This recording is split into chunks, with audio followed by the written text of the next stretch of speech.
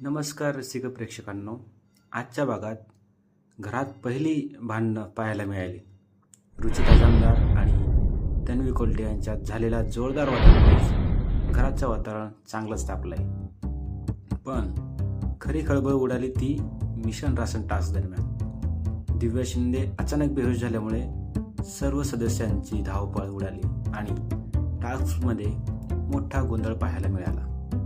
एवढंच नाही तर लावणी आणि डान्सच्या मुद्द्यावरून दीपाली सय्यद आणि राधा पाटील यांच्यात शाब्दिक चकमक आणि टोलेबाजी रंगली.